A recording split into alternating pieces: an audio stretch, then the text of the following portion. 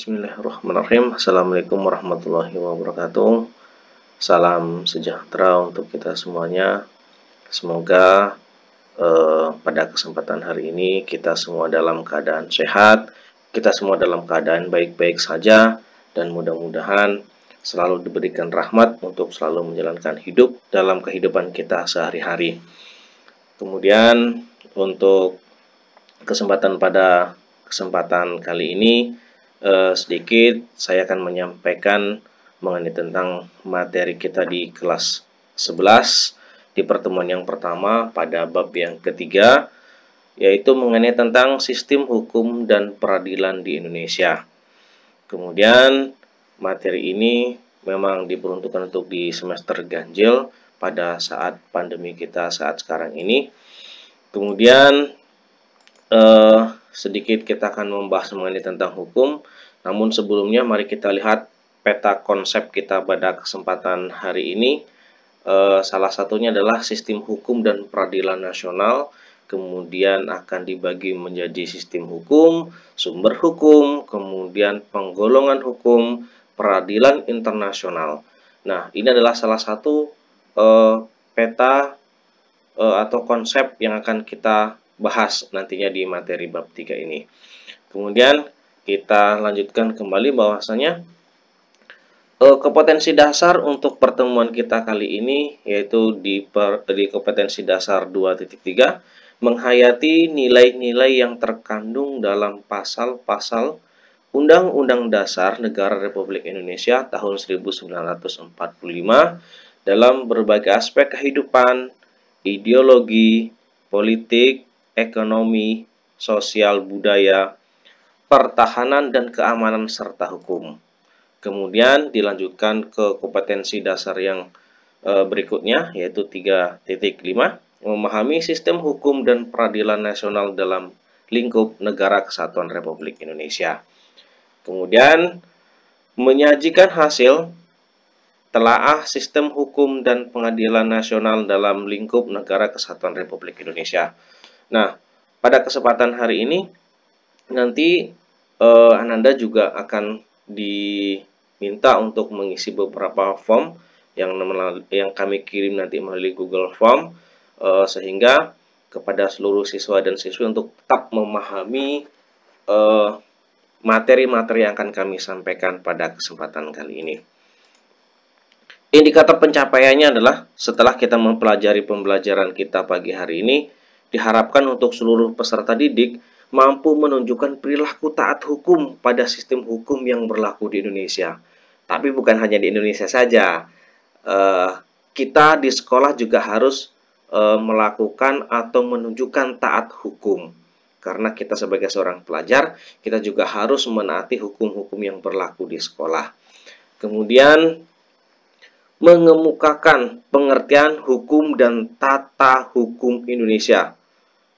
Ya, berawal nanti kita dari sekolah, kemudian kita nanti akan menuju kepada hukum Negara Kesatuan Republik Indonesia. Kemudian mengemukakan tujuan hukum. Nah, ternyata kita belajar hukum itu ada tujuannya. Untuk apa sih kita belajar hukum sebenarnya? Kemudian mengkategorikan macam-macam hukum. Jadi hukum tidak hanya satu ternyata. Banyak sekali hukum-hukum yang harus kita pelajari, dan jangan sampai kita salah menafsirkan hukum nanti. Supaya lebih jelasnya kita nanti pelajari dan simak dengan sebaik mungkin. Kemudian dengan belajarnya kita hukum hari ini juga diharapkan kepada seluruh peserta didik mampu menguraikan tata urutan peraturan hukum di negara Indonesia. Jadi hukum di Indonesia nanti ada tata urutannya. Tidak hanya langsung kita begitu dapat masalah, kita langsung dapat sidang peradilan. Tidak, tapi ada tata caranya atau urutan-urutannya. Kemudian yang keenam, diharapkan Ananda mampu menjelaskan sistem peradilan di Indonesia. Nah, sistemnya bagaimana sih peradilan itu di Indonesia? Ya, jadi nanti kan kita bahas. Kemudian melaporkan sistem hukum dan peradilan nasional dalam lingkup Negara Kesatuan Republik Indonesia. Nah, hari ini kita sampai di situ untuk membahasnya supaya nanti kita tahu sistem-sistem dan peradilan nasional itu yang seperti apa. Jadi tidak melulu kita mengetahui hukum yang ada di daerah kita, tapi kita wajib harus tahu mengenai tentang hukum-hukum yang ada di negara kesatuan Republik Indonesia. Baik, kita bahas dulu pengertian hukum. Apa sih hukum itu? Ya kan? Nah, kalau kita membahas mengenai tentang hukum, nanti banyak kaitannya. Karena hukum ini adalah berkaitan dengan kehidupan kita sehari-hari. Ya, apa sih itu hukum? Ya, menurut Profesor Mayes, hukum adalah semua aturan yang mengandung pertimbangan kesusilaan ditunjukkan kepada tingkah laku manusia ya dalam masyarakat dan menjadi pedoman bagi penguasa negara dalam melaksanakan tugasnya. Nah, ini menurut Profesor Myers ya, bahwasanya pertimbangan kesusilaan, pertimbangan yang ditunjukkan kepada tingkah laku yang sebagai dasar pedoman bagi para penguasa negara ini untuk melaksanakan tugasnya. Siapa penguasa negara? Penguasa negara itu ada para presiden, menteri, dan seluruh para jajaran-jajarannya dan seluruh pejabat-pejabat negara dari tingkat pusat sampai ke tingkat daerah. Kemudian yang kedua, menurut Otrex, ya, hukum adalah himpunan peraturan, perintah, dan larangan yang mengurus tata tertib suatu masyarakat dan karena itu harus ditaati oleh seluruh masyarakat. Nah, ini sangat berkaitan sekali dengan kehidupan kita sebagai seorang siswa di sekolah, ya. Perintah dan larangan, adanya yang masyarakat yang tertib atau siswa yang tertib di sekolah karena adanya harus ditaati ya peraturan-peraturan yang ada di sekolah ya. Jadi ada perintah, ada juga larangan, itu adanya nanti menghasilkan sebuah hukum. Kemudian yang ketiga, menurut Amin ya, menurut Amin, hukum merupakan kumpulan peraturan yang terjadi atau yang terdiri dari norma dan sanksi dengan tujuan mewujudkan ketertiban dan pergaulan manusia. Jadi hukum itu dibuat bukan hanya untuk sekedar hukum-hukum yang katanya kita kalau kita mendengarkan hukum itu dibuat untuk dilanggar. Tidak. Tapi hukum itu dibuat berdasarkan dari norma, kemudian diberikan sanksi dengan tujuan mewujudkan ketertiban. Dengan adanya hukum, kehidupan kita akan menjadi tertib. Dengan adanya hukum, kehidupan kita akan menjadi terarah. Bukan karena kita tanpa adanya hukum kita terus kemudian hidup seenaknya, tidak. Tapi semua koridor kehidupan kita ada yang mengaturnya, yaitu adalah hukum. Ya. Nah, baik. Nah, sebelumnya kita masuk, kita coba dulu nih tugas yang pertama. Dari 3 pengertian hukum tadi yang sudah saya sebutkan, silahkan Anda nanti untuk mencari atau mengisikan di Google Form-nya yang sudah saya sediakan nanti melalui link yang sudah saya bagikan. Mencari 2 pengertian hukum menurut para ahli selain dari 3 yang sudah saya sebutkan tadi. Ya, boleh nanti Ananda boleh searching di Google, kita terus kemudian Ananda pahami, terus kemudian Anda tuliskan di Google Form yang nanti akan saya berikan. Baik, kita lanjut. Nah, yang pertama akan kita bahas dulu unsur-unsur dalam pengertian hukum. Nah, biar nggak salah tafsir ya kemarin ya, ada salah satu yang saya baca menafsirkan hukum yang kurang tepat rasanya. Nah, sekarang kita bahas nih unsur-unsur dalam pengertian hukum. Ya, unsur-unsurnya apa saja sih? Yang pertama adalah peraturan mengenai tingkah laku manusia dalam pergaulan masyarakat. Nah, jadi ternyata dalam kita bergaul di masyarakat itu ya, berkomunikasi dengan masyarakat, antara masyarakat yang satu dengan masyarakat yang lain itu mempunyai peraturan hukum. Salah satunya seperti ini. Mungkin Ananda yang mungkin sering pergi main ke tempat temannya, mungkin sampai larut malam. Nah, biasanya di dalam sebuah daerah itu ada hukumnya, ada peraturannya. Misalkan bermain sampai pukul 10 malam. Nah, itu salah satu peraturan hukumnya juga di dalam sebuah daerah. Itu salah satu unsurnya. Yang pertama adalah peraturan mengenai tingkah laku manusia. Yang kedua, peraturan itu diadakan oleh badan-badan resmi yang berwenang.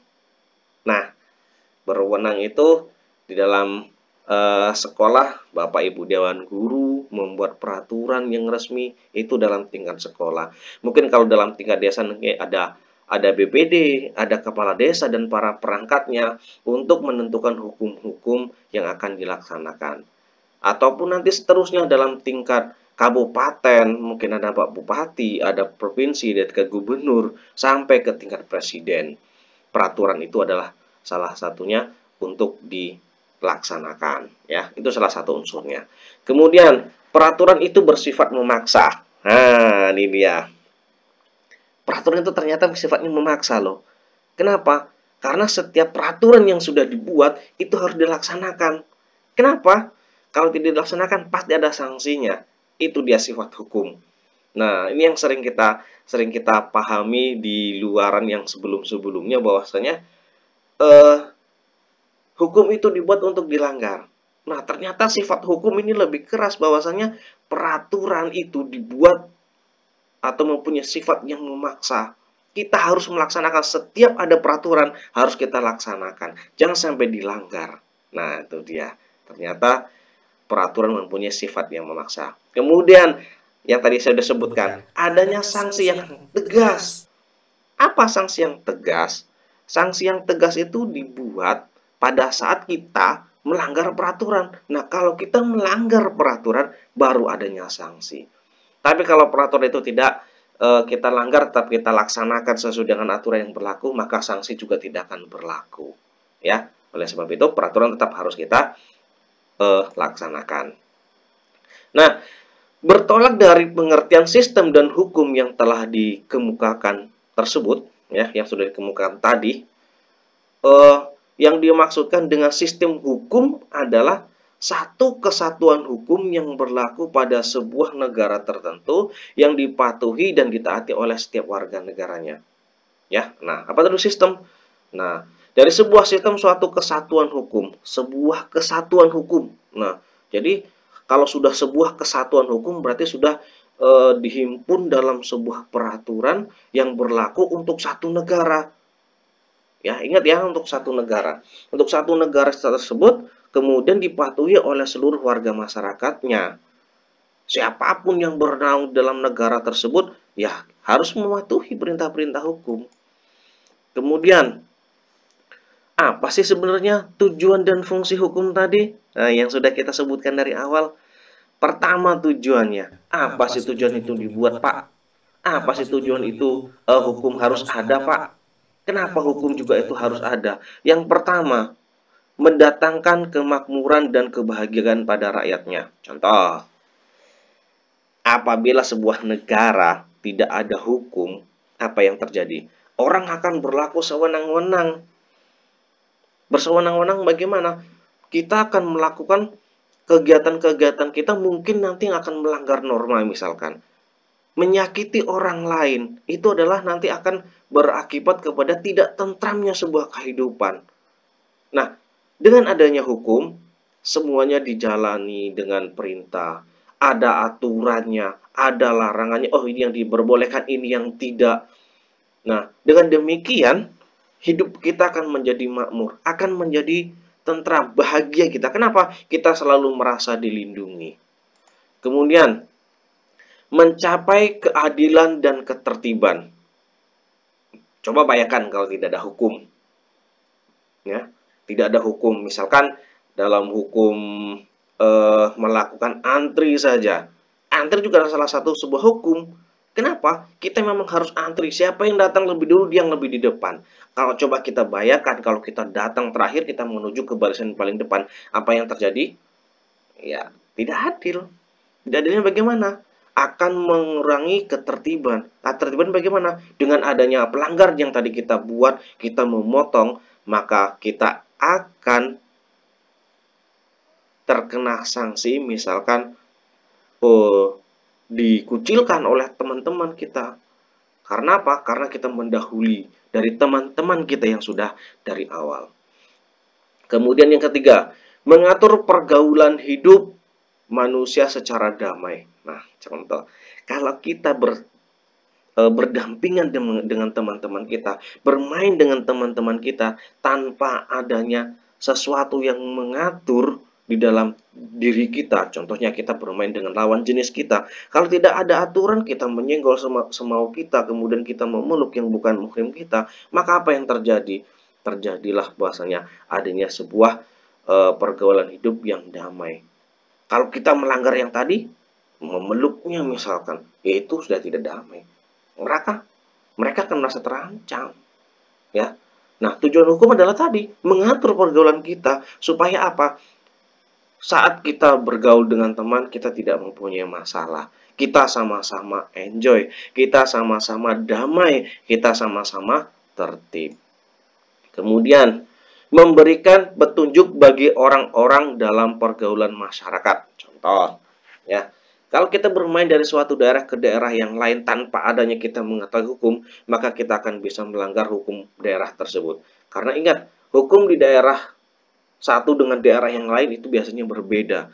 Tapi dengan adanya kita membaca hukum, ya, sehingga kita tahu, oh ini yang diperbolehkan, oh ini yang tidak. Untuk apa? Untuk kita terhindar dari sebuah permasalahan. Kalau kita sudah terhindar dari sebuah permasalahan dan kita mengetahui hukum-hukum yang berlaku dari sebuah tujuan hukum tadi, kita jadi tentram. Jangankan diri kita, orang lain juga tentram. Kenapa? Kita memahami hukum itu. Kemudian, menjamin kebahagiaan sebanyak-banyaknya kepada semua orang. Ternyata hukum ini memberikan kebahagiaan. Kenapa? Dengan kita hidup terbit, tujuan dari sebuah hukum kita semuanya akan bahagia tanpa adanya orang-orang yang melanggar peraturan, tanpa adanya orang-orang yang mengusik kehidupan kita. Kenapa? Orang semuanya akan taat hukum, orang semuanya akan mengetahui hukum. Nah, itulah tujuan dari dibuatnya hukum, supaya mendatangkan kemakmuran, supaya keadilan tetap terjaga, mengatur pergaulan hidup, memberi petunjuk orang dalam masyarakat, menjamin kebahagiaan. Itu tujuan hukum. Kemudian, untuk mencapai keadilan yang seadil-adilnya, adanya hukum. Coba kalau tidak ada hukum, orang akan semena-mena, sehingga keadilan tidak ada. Iya kan? Nah, itu dia salah satu tujuan hukum. Fungsinya lagi, apa sih fungsi hukum? Nah, ternyata fungsi hukum yang pertama adalah sebagai perlindungan, melindungi masyarakat dari ancaman dan bahaya. Nah, jadi kalau kita terancam, ada hukum.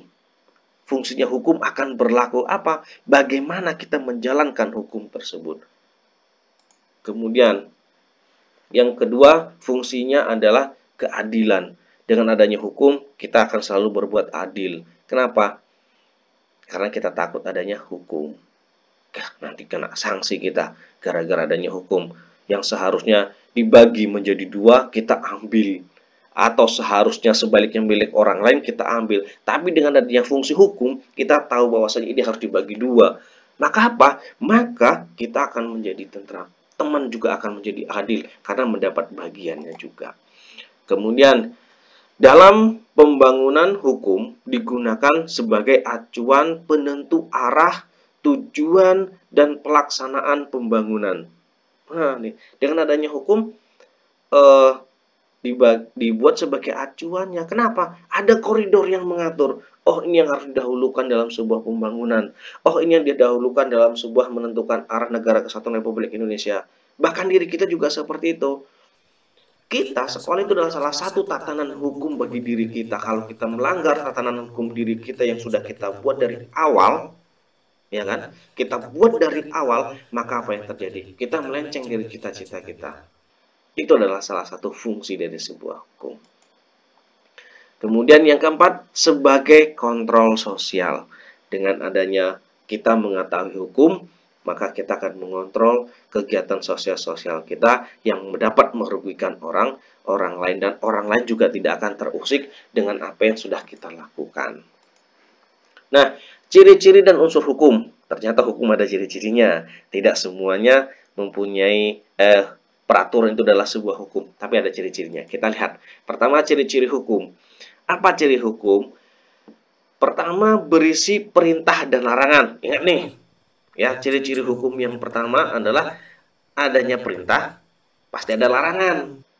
Contoh, untuk kita tingkat sekolah, perintah yang pertama adalah setiap siswa untuk hari Senin menggunakan baju putih abu-abu lengkap dengan topi dan dasi. Ya. Kemudian tidak diperbolehkan menggunakan sepatu selain berwarna hitam. Nah, itu adalah pertama adalah perintah dalam menggunakan baju, terus baju yang berwarna putih abu-abu, kemudian larangannya adalah dilarang menggunakan sepatu yang selain berwarna hitam. Itu ciri-cirinya. Kemudian, hukum itu tidak sewenang-wenang. Siapa yang bersalah itu yang akan dihukum. Nah, ingat nih kemarin, jangan semena-mena memberikan tugas katanya. Nah, ini dia, ini penafsiran yang salah kemarin ya. Bersemena-mena memberikan peraturan kepada orang lain tanpa adanya dasar juga itu salah. Jadi hukum itu ciri-cirinya tidak sewenang-wenang. Hukum itu dibuat sudah berdasarkan dari apa yang sudah pernah terjadi dalam sebuah masyarakat tersebut. Supaya apa? Supaya orang-orang berikutnya tidak terjerumus lagi, tidak terkena hukum lagi dengan hal yang sama. Itu dia. Kemudian mendapat perlakuan yang sama di muka hukum. Tidak ada perbedaan, apalagi seorang siswa. Ya. Hak seorang siswa sebenarnya sama, harus mendapatkan pengajaran. Tapi terkadang siswa itu sendiri yang kadang-kadang melanggar hukumnya sendiri. Seharusnya dia dapat pengajaran, dia melakukan aktivitas yang lain. Kenapa? Tugas kita sebagai seorang siswa adalah belajar. Jadi fokuskan dulu untuk belajar supaya kita dapat mengejar cita-cita kita dengan baik. Itu salah satu ciri-ciri hukum. Ya, kemudian unsur hukumnya apa? Ya, unsur hukum ya ada 4. Pertama adalah unsur yang pertama adalah peraturan mengenai tingkah laku manusia. Ya, unsurnya adalah mengenai tentang tingkah laku. Nah, tingkah laku tadi adalah yang tadi, kenapa sih kok di sekolah harus menggunakan seragam? Ya, harus menggunakan seragam supaya tadi ciri-ciri hukum yang pertama, yang bagian yang ketiga tadi adalah mendapat perlakuan yang sama. Dengan seragam yang sama maka kita harus mendapatkan perlakuan yang sama juga. Itu adalah salah satu tingkah laku kita. Itu salah satu contoh di sekolah. Kemudian peraturan itu diadakan oleh badan-badan resmi yang berwenang. Kepolisian misalkan itu salah satu yang membuat hukum, yang menjalankan hukum. Kemudian peraturan itu sifatnya memaksa.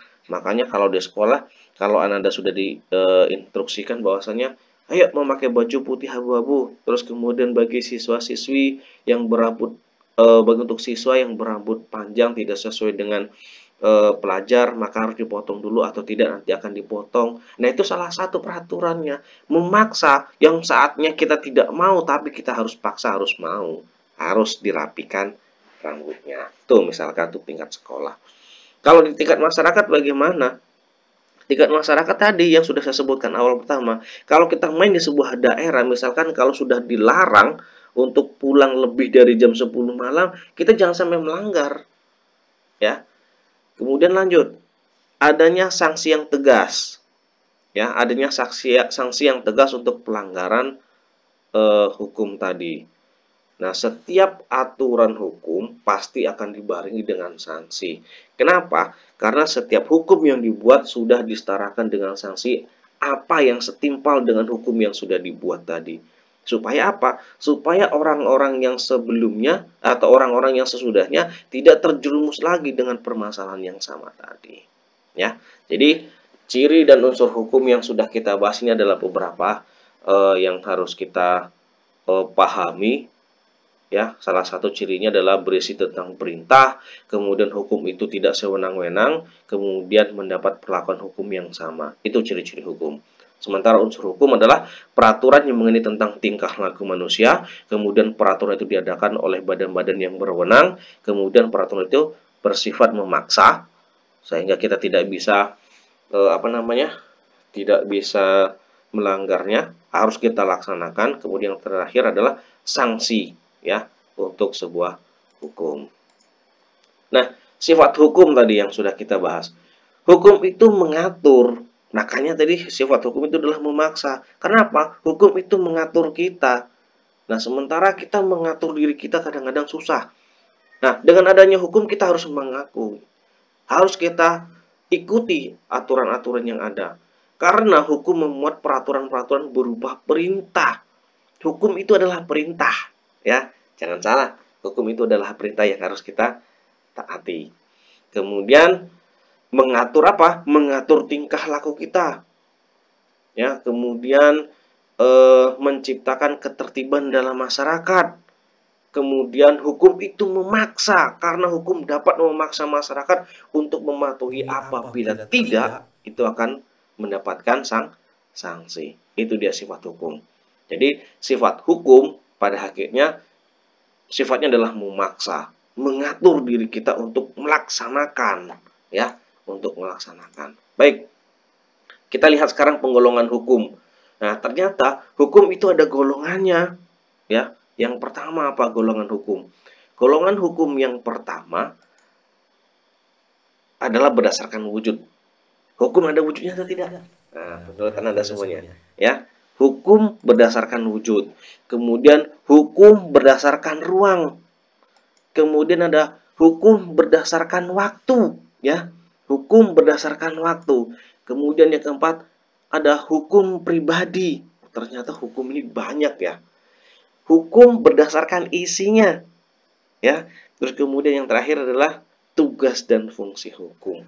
Ternyata hukum kalau kita golongkan ini ada wujudnya, ada berdasarkan ruangnya, ada berdasarkan waktu, ada berdasarkan dari pribadi, kemudian berdasarkan isinya, kemudian berdasarkan tugas dan fungsinya. Nah, ini adalah penggolongan hukum. Nah, tapi dalam sebuah hukum berdasarkan wujudnya terbagi atas menjadi dua. Yang pertama secara tertulis. Ternyata hukum itu ada dua, secara tertulis dan tidak tertulis, ya. Jadi wujud dari hukum ada tertulis dan tidak tertulis. Apa itu hukum tertulis dan apa hukum tidak tertulis? Nah, hukum tertulis adalah hukum yang tertulis di dalam KUHP ataupun di dalam Undang-Undang Dasar Negara Kesatuan Republik Indonesia. Kemudian hukum tidak tertulis biasa dikatakan adalah hukum adat ataupun norma-norma yang tidak tertulis secara hukum di Negara Kesatuan Republik Indonesia. Kemudian hukum berdasarkan waktu. Hukum berdasarkan waktu yang pertama adalah ius constituendum, ya. Terus kemudian ada ius constituendum. Kemudian ada hak antar waktu. Nah, ternyata hukum berdasarkan penggolongan hukum berdasarkan waktu ada tiga. Ada ius constitutum, dan kemudian ada ius constituendum, kemudian ada hak antar waktu. Kemudian penggolongan hukum berdasarkan isi terbagi atas menjadi dua. Pertama ada hukum publik, kemudian ada hukum perdata atau hukum privat.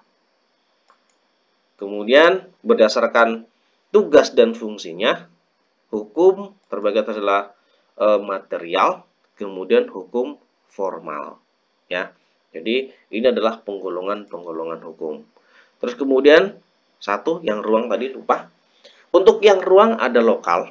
Nah, ini dia. Kita bedakan nanti antara hukum lokal, terus kemudian mana hukum nasional, terus kemudian mana hukum internasional.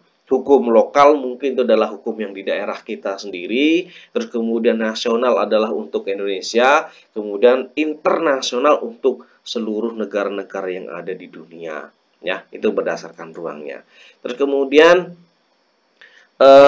hukum publik, ya, itu ada hukum tata negara, ada hukum administrasi, dan ada hukum pidana, serta ada hukum acara.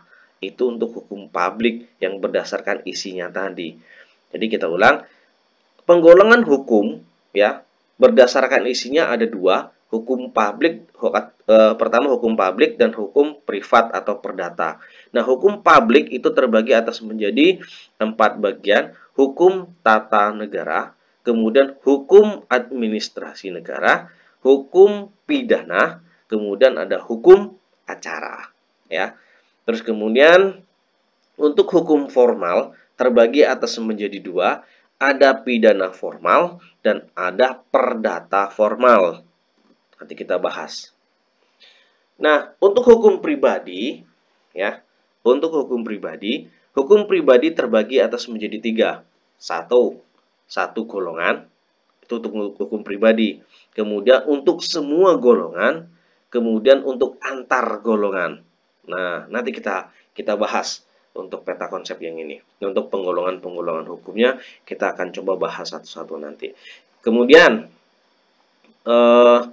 untuk hukum privat atau perdata terbagi atas menjadi 4. Ada hukum perorangan, ada hukum keluarga, ada hukum kekayaan, ada hukum waris. Nah, ini adalah pribadi berdasarkan isinya nanti berdasarkan dari perorangan itu sendiri, ya. Nah, kemudian perbedaan hukum pidana dan perdata. Apa sih, Pak? Itu hukum pidana. Apa sih, Pak? Itu hukum perdata, ya. Hukum berdasarkan isinya ini adalah hukum pidana. Hukum pidana adalah pelanggar hukum pada umumnya segera disikapi oleh pengadilan setelah menerima berkas dari polisi yang mengadakan penyidikan dan penyelidikan tindakan pidana atau dalam kurung delik. Nah, ini kemarin sudah saya sampaikan di salah satu grup kemarin, grup kelas kita mengenai tentang delik. Kemudian disengaja disebut delik doloes dan yang tidak disengaja disebut delik kelpa. Ya, nih masalah delik kemarin yang sudah kita bahas di salah satu kelas kemarin. Kemudian hukum perdata. Apa sih hukum perdata itu tadi? Hukum perdata adalah pelanggar hukum perdata baru dapat disikapi oleh pengadilan setelah ada pengaduan dari pihak yang merasa dirugikan. Di sini ada pihak yang mengadu, penggugat, yang disebut dengan penggugat. Kemudian ada pihak yang diadukan atau yang disebut dengan tergugat. Nah, ini adalah penggolongan hukum berdasarkan isi.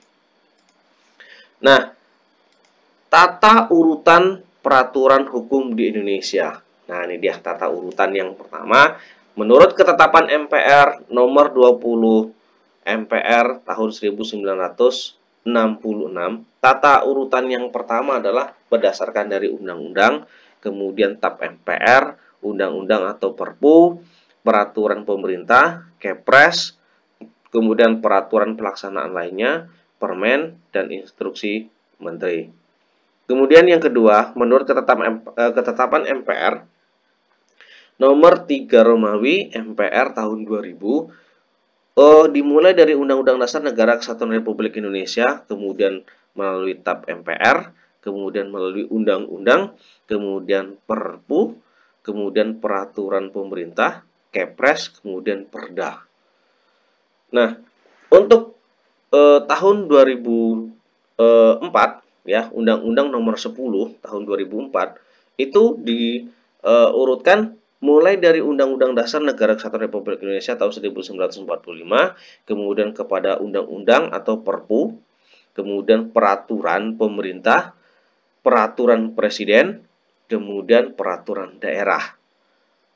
Nah, yang terakhir, menurut Undang-Undang nomor 12 tahun 2011, ya, tata urutan peraturan hukum di Indonesia dimulai dari Undang-Undang 1945, kemudian melalui TAP MPR, kemudian undang-undang atau Perpu, yang keempat peraturan pemerintah, kemudian yang kelima adalah peraturan presiden, dan yang keenam adalah Perda provinsi, dan yang ketujuh adalah Perda kabupaten kota.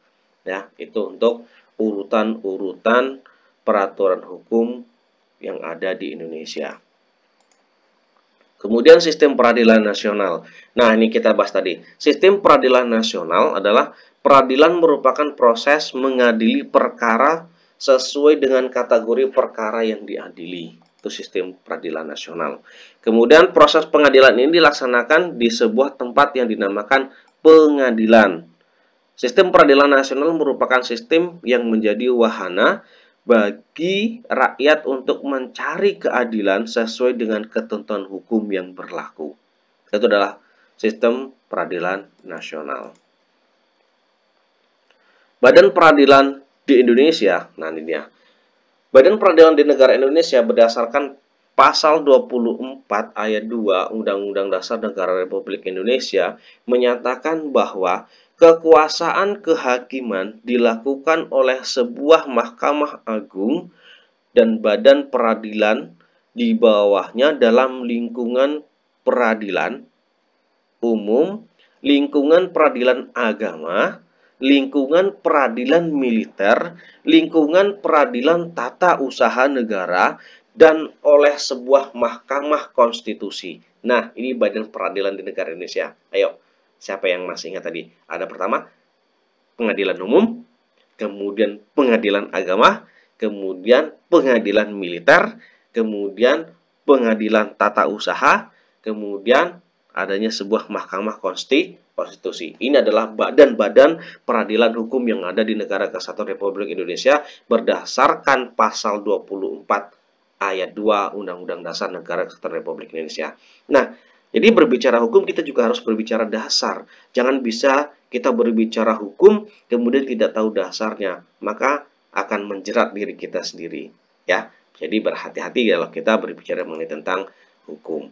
Kemudian konstitusi di Indonesia adalah negara hukum. Hal ini diatur oleh Undang-Undang Dasar Negara Kesatuan Republik Indonesia tahun 1945 pasal 1 ayat 3. Ya, negara kita adalah negara hukum. Oke, kita lihat yang tadi ada 5 pembagian. Peradilan nasional berdasarkan pasal 1 Undang-Undang Nomor 4 tahun 2004 bahwa kesatuan kehakiman dilakukan oleh Mahkamah Agung atau yang disebut dengan MA dan badan peradilan di bawahnya dalam lingkungan peradilan umum. Nah, yang tadi sudah kita sebutkan, peradilan agama, peradilan militer, peradilan tata usaha negara, dan sebuah mahkamah konstitusi. Nah, kita perhatikan bagian yang sudah kita tampilkan. Pertama, adanya Mahkamah Agung. Mahkamah Agung adalah sebuah peradilan yang tertinggi di Negara Kesatuan Republik Indonesia yang berdampingan dengan Mahkamah Konstitusi. Ya, kemudian ada pengadilan umum yang diperuntukkan untuk masyarakat sipil. Dan kemudian adanya pengadilan tinggi agama, di mana pengadilan tinggi agama ini yang berfungsi tadi untuk berkaitan mengenai tentang keagamaan. Kemudian pengadilan tinggi militer, kemudian adanya pengadilan tinggi tata usaha negara. Nah, dari keempat pengadilan ini ya mempunyai bagiannya masing-masing. Tidak semuanya bisa mengadili perkara-perkara yang sudah kita langgar misalkan. Misalkan kalau kita seorang militer, ya kita harus diadili di pengadilan tinggi militer, tidak bisa kita diadili di pengadilan agama, ya. Jadi sudah ada fakta atau sudah ada pembagiannya masing-masing berdasarkan dari penggolongannya itu sendiri. Nah, pengadilan umum, apa sih itu pengadilan umum? Pengadilan umum itu berwenang menyelesaikan perkara pidana dan perdata. Kekuasaan pengadilan di lingkungan peradilan umum dilaksanakan oleh pengadilan negeri. Nah, untuk wilayah pengadilan negeri ini ada di kabupaten kota, ada pengadilan tinggi untuk provinsi. Jadi, untuk pengadilan umum ini ada di kabupaten, ada juga di provinsi. Kemudian, pengadilan agama. Untuk pengadilan agama, ya, pengadilan agama ini berwenang menyelesaikan perkara perdata di bidang tertentu. Nah, diingat ya, untuk pengadilan agama tertentu atas permohonan orang yang beragama Islam, misalkan untuk beragama Islam, menyelesaikan perkara yang diajukan, misalkan sengketa yang berkaitan dengan apa? Berkaitan dengan nikah, berkaitan dengan talak, berkaitan dengan rujuk dan perceraian. Itu misalkan untuk agama. Jadi yang sudah saya sebutkan tadi bahwasanya kalau kita seorang militer, kalau kita diadili di pengadilan agama, ya kita tidak bisa karena militer juga harus ada pengadilan militer itu sendiri. Ya. Kemudian kekuasaan peradilan di lingkungan peradilan agama dilaksanakan oleh pengadilan negeri agama untuk wilayah di mana? Ya, untuk kabupaten kota. Ada juga nih di pengadilan agama kabupaten kota ada, di pengadilan tinggi agama untuk wilayah provinsi juga ada. Ya, jadi pengadilan agama ini ada di kabupaten, ada di provinsi. Kemudian pengadilan militer, ini tadi yang sudah kita sebut-sebut dari awal, pengadilan militer. Pengadilan militer berwenang menyelesaikan perkara pidana militer atau untuk para tentara, ya, untuk para tentara. Nah, kekuasaan peradilan di lingkungan peradilan, ya, militer ini dilakukan oleh mahkamah militer, ya, mahkamah militer untuk wilayah kabupaten, majalah militer tertinggi untuk provinsi juga ada. Jadi peradilan militer ini ada di kabupaten dan juga ada di provinsi juga.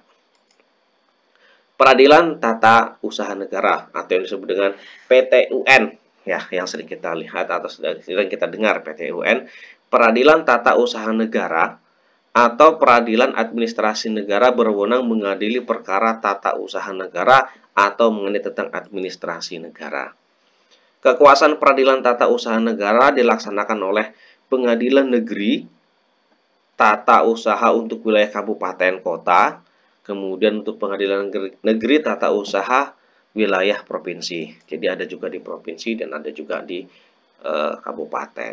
Nah, mungkin dari sekian banyak yang sudah saya sampaikan pada kesempatan hari ini, mudah-mudahan dapat dicerna dengan sebaik mungkin, dan setelah ini silakan Ananda untuk mengisi Google Form yang sudah saya berikan kepada Ananda. Silakan diisi dengan sebaik mungkin. Mari kita belajar bersama-sama, apalagi di masa pandemi saat sekarang ini.